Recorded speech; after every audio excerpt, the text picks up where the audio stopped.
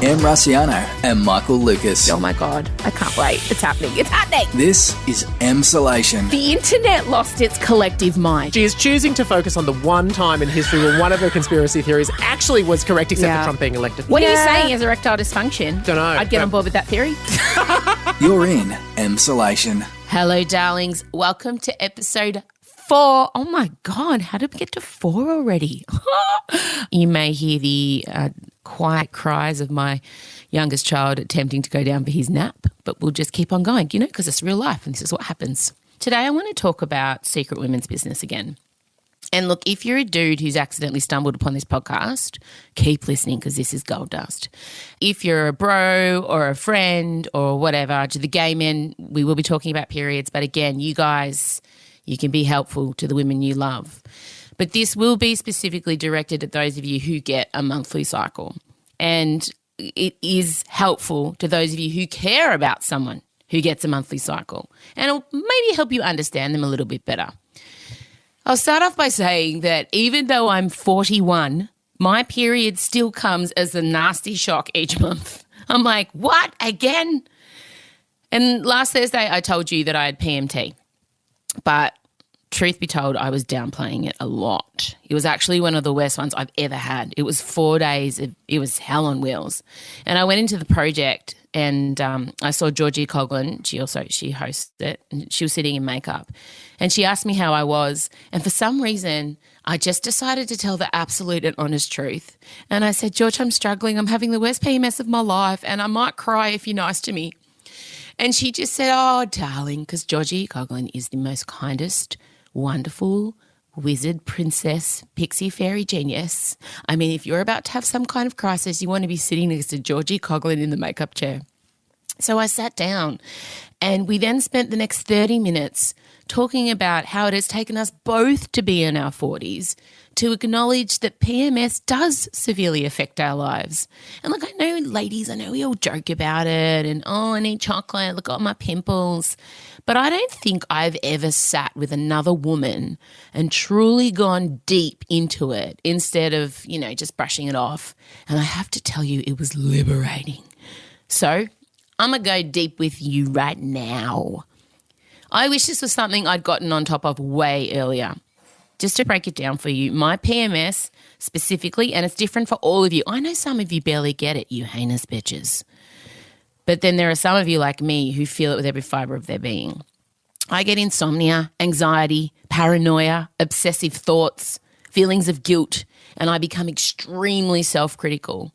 The tones of my email change. You can very specifically see when I've sent an email when I've got PMS and when I'm feeling hormonally balanced. The tone of my voice changes. The way I feel towards my loved ones, especially my husband, fluctuates violently. Yet, if in the past he were to suggest that I might be getting my period, I would destroy him. And I think the reason that I've balked at talking to Scott about how bad my PMS is because I didn't want to give him an excuse for bad behaviour. Do you know what I mean? It's like, no, you don't get to, because you were being a dickhead, you don't get to blame that on my PMS, so I'm not going to breathe a word about it. We will never mention my PMS. So I guess if you add all of those things to the fact that we're all socially isolating and not with our normal support systems, and we don't have our normal distractions, I reckon it's not just me going through some pretty grim PMS. So I was thinking about it because of the insomnia. And I have an idea for you to mull over. Bear with me, it's wild. But maybe our PMS is our truth teller. That definitely needed a self-echo, you guys. Perhaps it brings up the things we need to be addressing, all the negative self-talk and frustrations that come up during this time when our guard is down and our resilience is low. Perhaps we can't push them down, but when we are feeling emotionally stronger, we do suppress them. Oh, are you with me? Because the same emotions always come up for me. And I really thought about it. When I have PMS, I feel misunderstood, I feel unliked, and I feel taken advantage of. They're usually the 3 big ones for me. But if I'm honest, they're the things I worry about when I don't have PMS.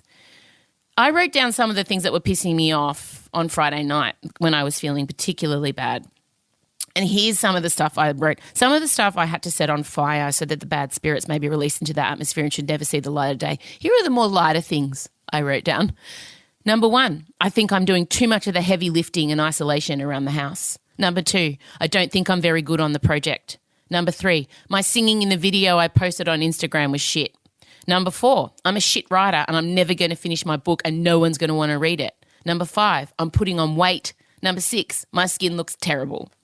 Now, I read that when I'm feeling better and I can see that I'm in a pretty bad place, but if I'm going deep, I'm not an unreasonable hormone monster. These are things that I think about other times of the month, but I've framed them differently because of my PMS. So I'm going to be more aware next month, and I'm going to challenge you guys to do it as well. I'm going to listen to my friend and let her tell me the things I need to be working on. And look, maybe some of you already knew this, but just in case you didn't, I thought I'd talk about it today. But I do also just want to really hammer home the fact that if Scott is being a dickhead when I'm premenstrual, he's still being a dickhead. I'm not making that up. It's just that I'm more resilient to the dickheadery if I don't have PMS. And you may pass that on to your significant other also. All right, well, it's probably time we get to Michael Lucas. Today we're going to be discussing Rona the Musical, aka the One World concert. Oh, my God, what a clusterfuck. It happened yesterday to us and we have so much to discuss. The Wiggles love quadrangle. Oh, yes, you heard that right. There's a love quadrangle. And Masterchef, but more specifically, Poe being reckless with our hearts. M. Rusciano and Michael Lucas. This is Emsolation. Michael Lucas, we've got so much to discuss. We must get cracking straight away. How are you? I'm okay. How are you? Well, I'm all right. My PMS is over now, so I'm okay. Yeah, finally. I'm on the other side. Well, you know, you even copped aggressive text messages from me, which is rare. Sudden end to conversation. I need to go. need to stop this. Need to walk in nature. Isn't that, we were speaking in the car and I said, I can no longer continue this conversation. I feel I'm getting irrational. I must go for a walk outside. And you know what? I thank you. Because there would have been other times I would have pushed through. But now I know. Respect the biological processes, respect the distance and breathe. Yeah, it's a social distancing from my PMS and it's something that needs to happen once Rona's over. I first of all want to talk about episode 2 of Celebs Getting It So Very Wrong, the One World concert organised by Lady Gaga, or as I've started calling it, Rona the Musical. It raised $128 million US for the frontline workers and for WHO. So, yay. But Michael, I think very well intentioned. Very well intentioned. But I think, Michael, it's fair to say that's the only good thing to come from it. Because I watched a bit, and for me, the oscillating images between the exhausted doctors and nurses, then cutting back to the celebs on their basketball courts playing piano, just really got me. Well, intriguingly, also Elton John playing I'm Still Standing, which for a 70-something British man in the age of Corona, is he thumbing his nose at everyone? I mean, he's a baby boomer. They're a threatened species. I'm Still Standing, that was the song he picked? That would have been like if... Go, yeah. No, to be honest, I kind of wanted more bold choices. Like Taylor sang a very emotional song, Taylor Swift. But if she had sung We Are Never Ever Getting Back Together in the age of social distancing, that would have been rock star move. But it was very earnest. I feel like she didn't cut her own fringe and ISO. That fringe looked pretty good to me. The thing for me was Elton John. Elton John doesn't play basketball. Was that? Were they added for a common touch? I don't understand why there were 2 basketballs in the background. You thought it might have been a nod to testicles. Yes, and now this is a weird transition. Also, he has kids, but they weren't linked.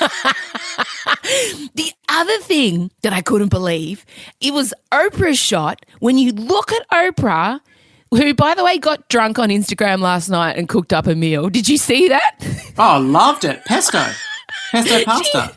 And she was obviously red wine drunk. Oprah red wine drunk should be a show. But when you look at the shot of Oprah, all her books were turned around so you couldn't see the titles. The spines were facing backwards. It was the most bizarre. Why did she do that? Because every publishing house in the world would freeze frame that shot and be like, okay, Did she read our book? Has she got it? I mean, that's why. They've all overthought it, though. And I think, frankly, it's because of people like us that have been judging and complaining their interiors. All of them really put a lot of thought into how they'd be portrayed. And some people overcorrected. They really did. Like Gaga had the fairy lights up you buy from IKEA that are in my 13-year-old daughter's bedroom. Oh, no, I say it with great contempt. I have those fairy lights strung up in the exact same way. I like to believe that Lady Gaga has some small artistic intern that comes and personally lights handmade candles for her at her whim. She doesn't have Kmart fairy lights. She does not. She also had a bit of washing hanging around, and I thought, oh come on, Gags, come on. I wonder how much thought went into what the background was, like how many conversations and meetings happened about, okay, so people are going to be forensically zooming in on the backgrounds of our houses. Where are we staging it? Because John Legend really wanted people to know that he's an EGOT. Oh, and by the time it got to him, I respected it. He had on a shelf beside him, he had all his Grammys, Golden Globes, the whole thing laid out. And then it cut to another shot, just when you'd absorbed all the awards, another shot that allowed you to see back to the full landscape, and I'm going to say landscape of his living room, which was like the Louvre. And the couch was of such amazing proportions. I mean, if you just want to spend a couple of hours doing couch envy, it was a good way to spend your time because there were some amazing couches. I just don't understand. Like, so if you didn't see it, it was basically just celebrities performing from their selected area of house, the song, and some were miming. Like, we're pretty sure J-Lo mimed. Look, I would never want to impugn J-Lo, but that was a suspiciously clean sound. I think she might have considered her lighting too. I mean, she was glowing. I want the person who did the sound for that Zoom situation because all my Zoom meetings sound like they're happening under the Pacific Ocean. I don't understand how it sounded so orchestral. I need the person who did that because that Zoom meeting was phenomenal. The sound was brilliant. The lighting. But none of it was live. I mean, the thing is, I love when we've got a global crisis and we do the big concert, be it from Live Aid, Queen, incredible at Wembley Stadium, even just this past year. I mean, John Farnham doing the bushfire aid. Yeah, but they're on stage, babes. Exactly. I'm comfortable for them to be on a stage because I can't see the difference. Yes, but them on stage and live. Keith Urban, unless he has managed to, I don't know, replicate himself 2 times over, was clearly not live. Keith Urban did this split screen thing where he sang his own backup. Very Streisand. Do you reckon Nicole was sitting there going, Keith, I like it. I think it's sexy. What was with Keith having Keith as his 2 backup singers? I didn't understand that. I think he thought, I'm going to go the most viral. I'm going to win this. Who did win? Who won? It's funny because if someone asked me, like, which bit should I check out on, YouTube, if I just want to watch one bit, which is the recommended way to view it. Don't go through the whole thing. No. Look, I don't know. I'm going to say I quite liked the Rolling Stones. I was intrigued by the drummer of the Rolling Stones who didn't seem to be, I mean, is that some sort of technology where you don't even need to have a drum kit? You just drum into the air? Or did no one want to tell him, mate, you're not connected to anything. You're just drumming into nothing at the moment. I thought they were okay. But I mean, ultimately it crescendoed appropriately with Celine. Singing The Prayer. Stunning. Yeah, with Lady Gaga and Andrea Bocelli. Anthony Calea, no word from him. I mean, clearly it's his song. He wrote it. I think that was the high point. But with the lack of audience, I don't know. I know. Poor Celine. She's been looking around going, where are the people? Where are they? They didn't let her speak either. I wish they had have, because when Celine delivers a monologue, that's entertainment. That would be healing for me. Can you imagine Celine's take on coronavirus? Oh, my God. Oh, amazing. I can only dream. All right. Well, it's now time to bring in a special guest to the Em and Michael. I know. I'd like to welcome my daughter, Chella. Hello. Now, Chella heard what we were talking about next, and she wanted to weigh in because she's obsessed with the 2 things we're going to cover. And the first thing is Chella has had a front row seat to my obsession with the love lives of the Wiggles. Yes, you heard that right. Okay. I'm just gathering the fact that for some reason I would have thought that Chella grew up with the Wiggles and she put you onto it. But no, you're introducing her to the love life of the Wiggles? This is... Anyway, it's fascinating. Do you remember watching the Wiggles? No, Chella wasn't really a Wiggles girl. So, and also it's a whole new lineup of Wiggles. It's a new cast. And so this is why, they're young and they're mixing. And so Emma is the yellow Wiggle, the first lady Wiggle to ever be. And she joined the Wiggles in 2013. And it was the same time that Lachlan Wiggle, the purple Wiggle, joined. Now, a couple weeks later, they started dating, right? So into Wiggle dating. First of all, should have been a no-no. They got married in 2016 and then they announced their split in August 2018. Now, first of all, I'm going to keep this chat and I want to remind my daughter and my best friend to keep this respectful because I'm friends with Lockie the Wiggle and I'm also friends with Emma the Wiggle. And when I say friends, I mean they've both liked my photos on Instagram. Replied to your Instagram story. That's right. And one of them even wrote me a song. Lockie wrote me a song, didn't he? Yes. Oh, yeah, so, that's beautiful. Yeah, and also they're very litigious and want to protect their brand. So we're going to be very respectful. Here we go. Oh, my God, I've been waiting to work this for so long. First of all, can we please applaud Emma? Can you imagine being in such close proximity to your ex and having to be so relentlessly joyful the entire time, Michael? Can you imagine that? Look, it certainly gives you a greater appreciation for her performance skills. I mean, she is a sunny presence. I know. And, they play the episodes all out of order on ABC Kids. So what I like to do is I like to try and guess how far down the divorce spiral they are.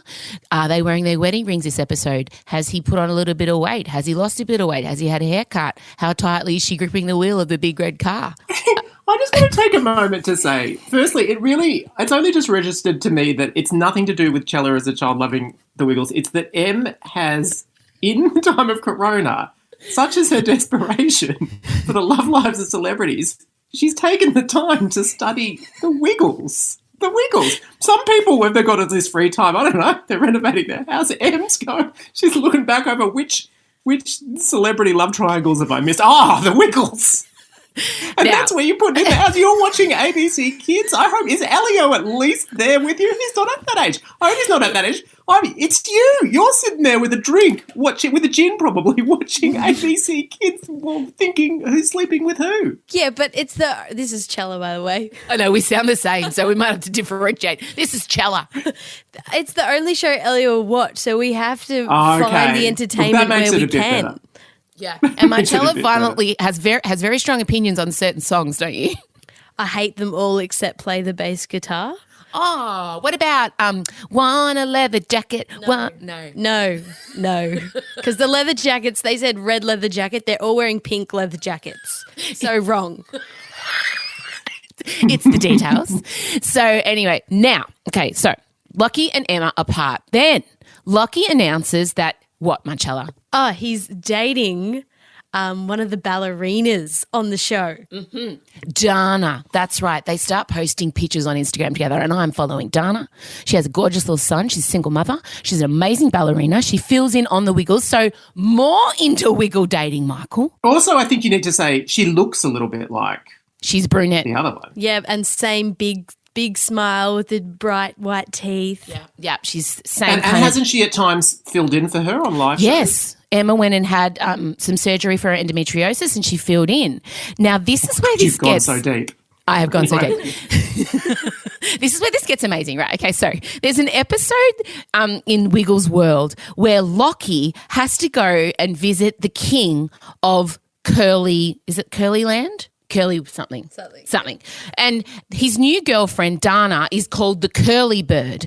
And he gets a phone call and it's kind of weird because Lockie's there dancing while his girlfriend's sitting on like a swing dressed up as a bird and she's like his pet.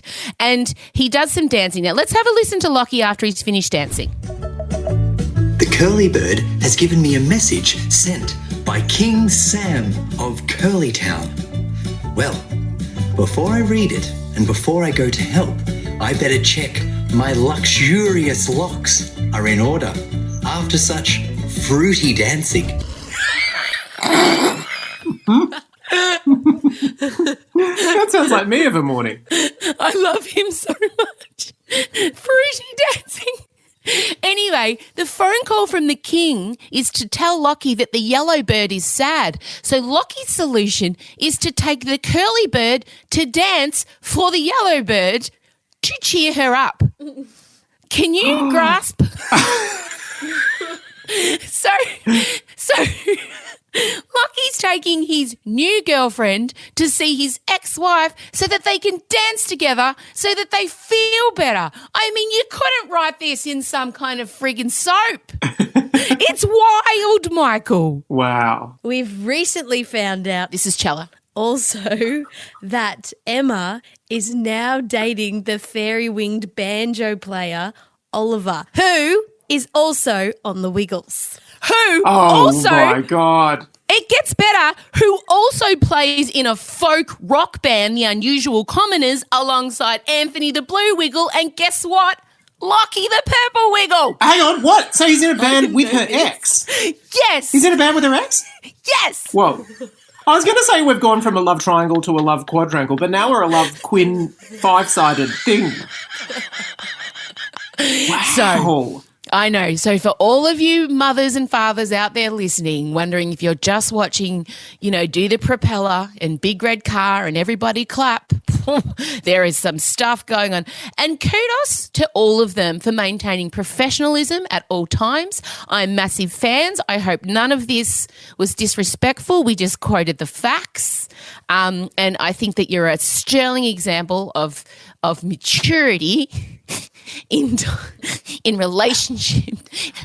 I just think dating within the Wiggles cast for future reference should be banned. It should be written as a clause in the contracts, because when you sign up to be a Wiggle, you're joining a cult, right? You Hang have on, to should be we sign there. in that you have to do it or that you don't No, have to that do you it? can't, that you're not allowed to date, because it just Look creates how so much many complications. viewership they're getting out of it, though. You're obsessively watching. All those hits count. I would say Yeah. to them, No. consider it. And if Wags and Dorothy got together, God knows what would happen. So we can't have it. They had a pretend wedding where they were allowed to hug. Oh, Jesus. I think You've that's against the really- laws of nature, This isn't is it? an insight. Mother and daughter. Do you know who my heart goes out to in all of this? It's not Yeah. any of the people in that. It's Jeff. Because, like, He's I mean, gone. how would you feel? I know, but you leave like, for example, I did not have much sex at university. And then a few years later, I came back and I was speaking to the students doing a speech thing. And one of them said, oh, yeah, it's a weird campus, this one, isn't it? I mean, everyone's sleeping with everyone. And I was like, oh, yeah. Thinking, no, not for me. And I'm imagining what happens at the Wiggles Christmas party. Jeff comes along and speaks to them. They're like, oh, how is it? Jesus, the tour. Like, when you stop Wiggles playing Helsinki, woo-hoo, backstage, what the hell? And Jeff's sort of smiling, thinking, that didn't happen when I was around. What? I leave and all of a sudden, sex explosion. What? I think I'm thinking of him, Jeff. He's also sitting there at home going, Jesus, things have changed. I think Jeff's fine. Look, we do need to finish up, but we can't go without discussing Sunday night's episode of MasterChef, a.k.a. Poe being reckless with our hearts. Hey, Pop. Hi. Hello, Poe. What's cooking? So, I'm going to make a strawberry lychee chiffon cake. Wow. Yeah. I'm going all in. So, how many minutes? 90. You're going the whole hog. Yeah, I'm going whole hog. Full 90. Not even 10, not even 15. No.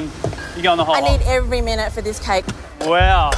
We've been around everyone's benches now. Yeah. You are the only person that has I said know. that. Everyone's I'm the doing only quick cooks. twit that's doing it. Flaps to the wall, Michael. Unbelievable. I just want to let my daughter Marcella get something off her chest because she's been wanting to say it, and I think you're really going to identify. I'd just like to say that Poe, as we all agree, was ripped off season 1, 2009.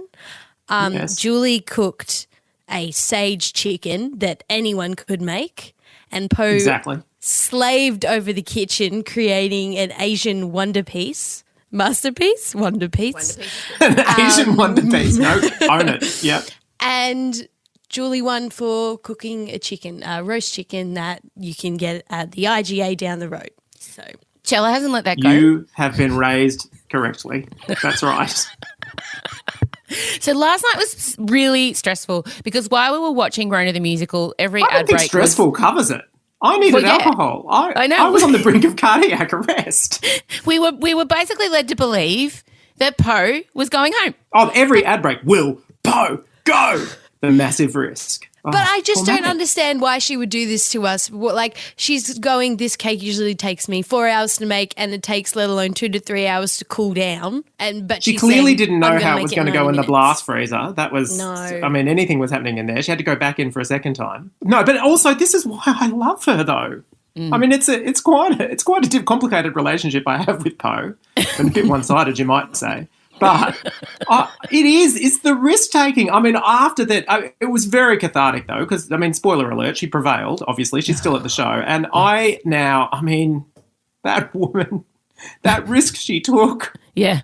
She's my leader now. She's my leader. What I feel like she should have been sent up to the gallery upstairs. Why did she have to stay with the riffraff down the bottom? Because it was a timed challenge, and the people that the judges felt nailed it and didn't even need to partake in round 2 got sent upstairs, and then everyone That's just else. us longing for the coronation that we're desperate that she should have, But and rightly so. I know. I just feel like she has to win.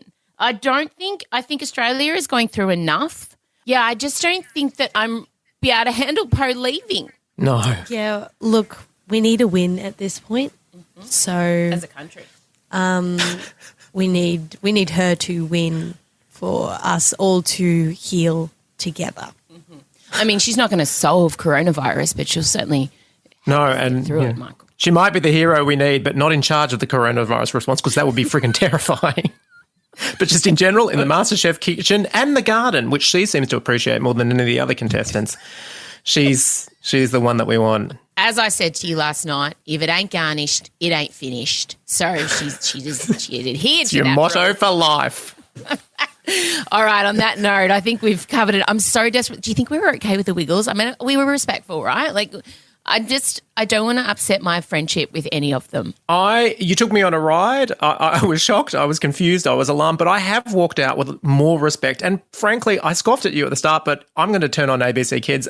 It sounds riveting. What can I say? Can't wait to see which other love quadrangle from the past you're going to dig up in the next week of isolation. Give it a few I'll weeks tell you- and you'll probably be back Yeah. at Fleetwood Mac in 1974. I mean, who knows? No, I can just take you to Poe and the fact that her best friend married her ex-husband, but we can talk about that another time. What? Yep, What? go Google that one. Go Google that right. love quadrangle, and then went into business with her new husband and her ex-husband and her best friend. But that's the story for another time. Thanks, Michael Lucas. I need to go. Okay, thank you. Goodbye. Thank you, Marcella. Bye.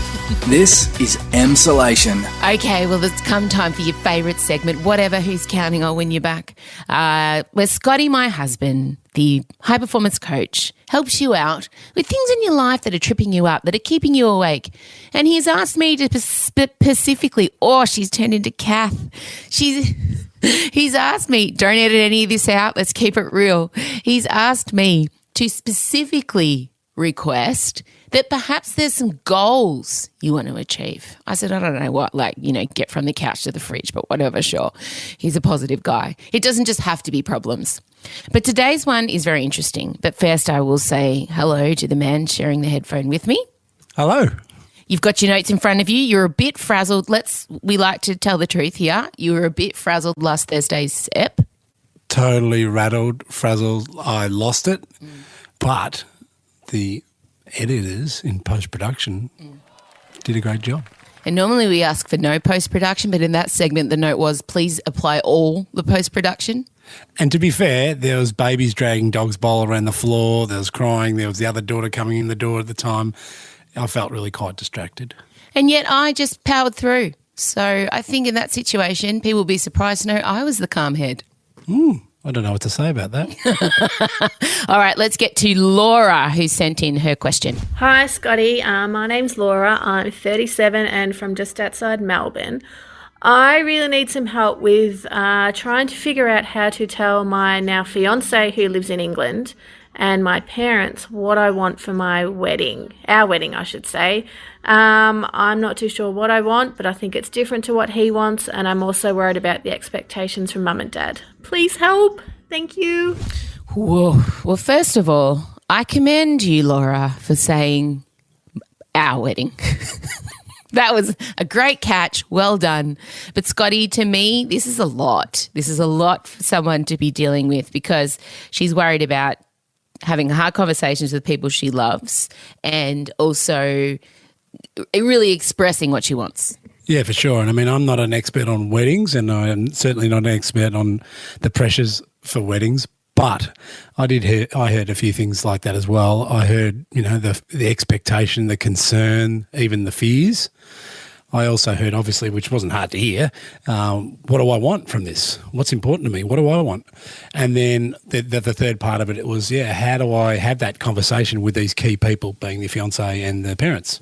So even in her voice, you could hear how nervous she was. Even just the idea of having the conversation was making her heart race, okay? So first of all, what can she do about that? Just that jarring fear of even uttering the words, hey, guys, I'd like something a bit different. Yeah, that's right, exactly. And that statement there is the start of it. Yeah, so to recognise, okay, what am I feeling here? There's fear, the concern. How's that showing up on my body? It's a time to be just a little bit mindful. Take a breath, breathe into it and go, okay, that's what's going on for me. Because unless you become aware of that, you'll never be able to think straight or even formulate a good strategy or even communicate that strategy to the people. So the first thing is you've got to handle yourself. Mm-hmm. And then if we look at concerns and fears, they exist in our mind and they always tend to be worse in our mind than in reality, right, than what they're based on. And obviously the longer we don't address them in real action, the more our imagination gets incredibly creative. They get massive. Yeah. They get huge and then it ends up being way worse in our minds than what it's going to be if you actually did it. Yep. Yeah. And the mind is such an incredibly creative, powerful tool, so it does get rampant at that stage. But they're also there, our fears and concerns are there to protect us and also point us towards what's important. So that's the question here, Laura. At a deeper level, you're going to be asking yourself, what's really important to me here? And it's not about, I've got to have the perfect wedding, whatever that is. No, deeper than that. What would the perfect wedding give to you? What would it show for you? Yeah, like maybe it's just less people, more heartfelt, less bells and whistles. Like, what is it? If you could take fear out of all of this, how would it look for you? Now, she's also not sure what she wants though. That was the other thing. So it's hard to go to people and say, hey, I want to change something. And then they say, all right, what do you want? I don't know. Yeah, so obviously you want to be prepared there. So I guess you've got to try and take those people out of it first and foremost. Take all your concerns out of it because you're not going to be able to think clearly. And I guess the first time you thought about this wedding or thought about what this wedding could be, what was exciting to you about that? What was going to be – why was that such an attractive proposition, having this wedding? And so you're sort of trying to create a bit of a vision for yourself. What's it going to look like? What do I want? What are the key elements? What are the key ingredients? Okay. And finally, we're there. We've written our list. We've conquered our fear. We know what we want. We call our parents and our mother-in-law and father-in-law and parents and fiancé in England. And we go, hi, it's Laura. How do we have that critical conversation?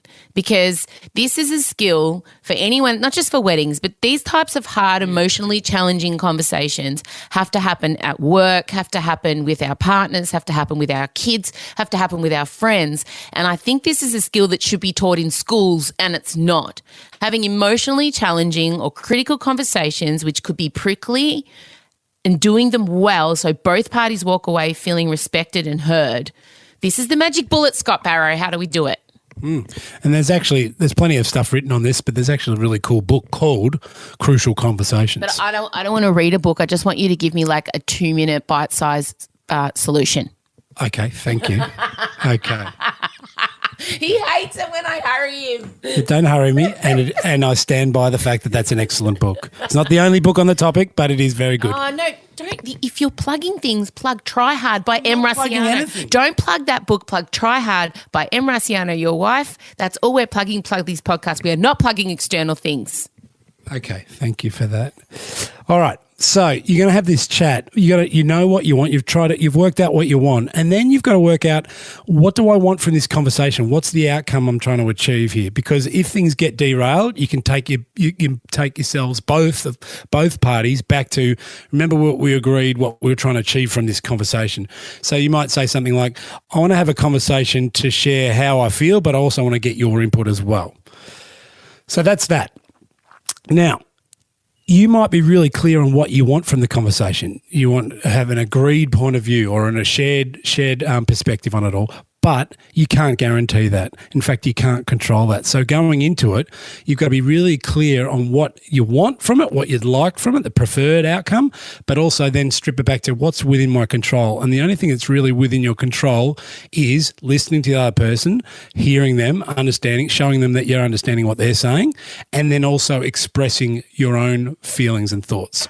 That's the only thing that you can really control. Where it goes from there, you can't control it. So you've got to let go of that and more focus on what you can do. And then what will be from there. All right. So there's a chance here that you mightn't get exactly what you want.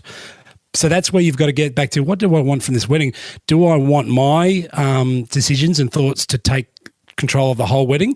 Or is it going to be a collaborative decision-making process with my fiance and my parents? So working that out as well. So that's that. A key skill in these type of crucial conversations is the art of assertive communication. And that's where we're not only being respectful to the needs, opinions and thoughts and feelings of others, but we're also not forgetting our own needs and opinions. So it's an equal contribution. So submissive communication is where you allow other people to have the space and their needs get taken and you submit to that and you let them have that. Aggressive communication is the other way, where you take care of your needs and fill the space with you, what you want and what's important to you, but very little concern about the other. So assertive is where both people are at least given the opportunity to air their needs and what's important to them. Once that happens, then you're a much better chance to actually get some sort of agreement and collaboration. Okay, so Scott. Yes, I know you want... Ring, ring. Hi, it's Laura. What does Laura say next? Give her a couple sentences to start this off. Can we have a chat about the wedding? Yeah, sure. What's going on? Well, I've got to admit I've been feeling afraid or really concerned about a few things. Oh, what's that? Well, I feel like maybe that we might be wanting different things from the wedding. Yes, Scotty B. Okay. All right. So could you tell me what's important to you? So this is where you're using that principle, even out of another book, seek first to understand, then be understood. Okay? Good. Emmy's clapping her hands here, so I must be doing something right. That's fantastic. Yep. Guys, okay, yeah, we might be nearing the end of our time, but... Are you rushing me again? I'm not rushing you. I'm just saying that we don't want to overwhelm people with your extreme wealth of knowledge, and we also want to save a bit for the 9 million podcast episodes coming. So I feel like what I want you to do now is give me the summary of the 3 things that you had here, because I think this is really important, especially when we're in lockdown with our loved ones. And I think there's probably a lot of critical conversations that are going to be happening over the next few months and weeks. So I love this, not just for people planning weddings, but for people trapped in their house with the people, not trapped, at home, safe in their house. That's fine, guys. I'm fine. I think this is really important that you just now give me a little, summary, little bite-sized morsel. Okay? All right. So you've decided you're going to have the conversation. Yes. You're crystal clear on what is your desired outcome and what are you going to focus on that's going to take you there? What's within your control that you can do? Yes. And that includes listening to others, letting them have their say, understanding them first, and then taking your turn to express the needs and then see where you get to there. The other thing is to recognise that you might do all that perfectly, but you still mightn't get the exact outcome you want. But it sounds like you haven't worked that out yet anyway. So that's the key thing. I'm clapping you. That's a good job, babes. I think that was your strongest one. I think they've all been... You think they've all been pretty good. Guys, if you want some advice from Scotty, you want a goal to achieve, you want a situation to work through, hello@mrussiano.com. A little 30-second grab, just record it into your voice memos into your phone and email it in, just like Laura did. The book that Scotty was talking about is called Crucial Conversations, Tools for Talking When the Stakes Are High. And it's by about 19 people, so just Google that, Crucial Conversations. It's a red book. Red cover. Okay, great. Good. That's a nice touch. Thanks for that visual. Guys, that's it for Emsolation episode 4. I hope you got something out of it. God, we went everywhere, didn't we? Who do we think we are? Don't forget to subscribe if you're an iTunes listener. Give us a rate. I do say 5 stars. I mean, I do, as a serving suggestion, 5-star rating is fantastic. And tell your friends, tell everyone. I really want to be CoronaCast. This is podcast. It's number 1. We're number 2. It comes out every day. It's very informative, very important. And I know that we don't talk about those things, but please help me get to number 1. I'm a very competitive person, and I did get busted checking the podcast charts at 5 a.m. the other morning by my husband. Okay, guys, I'll see you on Thursday. Have a great 24 hours. Bye.